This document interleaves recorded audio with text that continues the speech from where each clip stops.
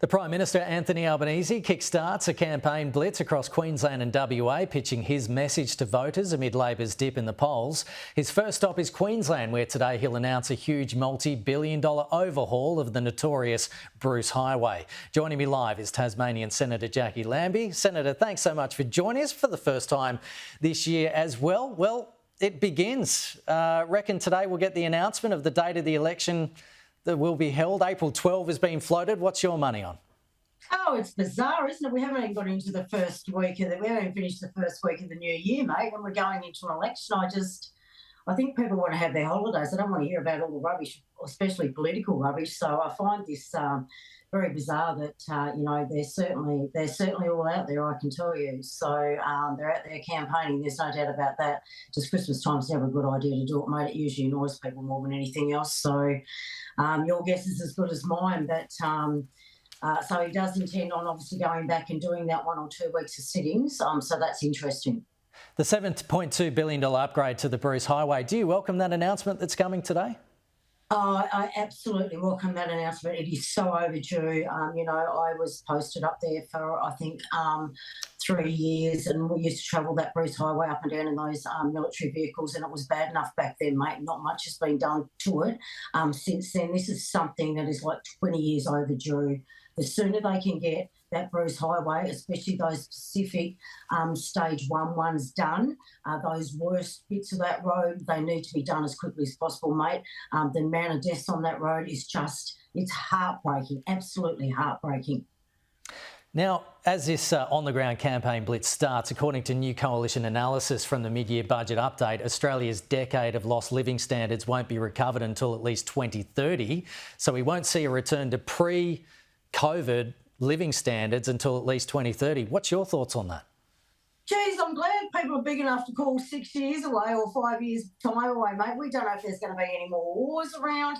We don't know if there's going to be huge natural disasters. Oh, my goodness, it's something that is certainly not on my agenda to worry about what's going to happen in 5 years' time, but I am worried about what's happening today, especially with the economy and how people are doing it really tough. And, by the end of March, when all those bills start piling in, it's not going to be looking pretty. That much I do know.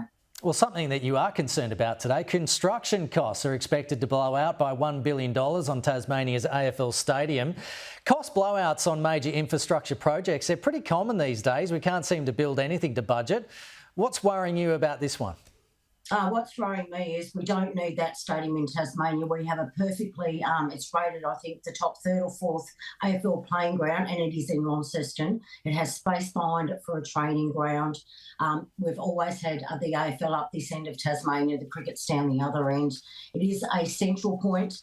So not just that, but for our kids to have the AFL Academy in Launceston. I just think having a look at Seoul East Lake's economic outlook for the next 5 to 7 years in Tasmania is absolutely, that is scary enough in itself, let alone putting ourselves in more debt over a stadium. And it is about time that the Premier looked down the bloody eye of the AFL and said, we can't afford this, but we're having our Tassie team. So get back to the drawing board, get back to the table with the Premier of Tasmania and come up with a much better deal. Fair income. Nobody in history, no other state, when they've gone to build an AFL stadium, has had the demands put on us by AFL Australia like we have anywhere else in Australia, mate. This is absolutely bizarre, and that our state government earlier on bent over and said, yeah, no worries. Well, we're in dire straits. We could fix that. We know the economic outlook is not good in Tasmania forecast over the next 5 to 7 years, and there is a place to have this stadium where it's central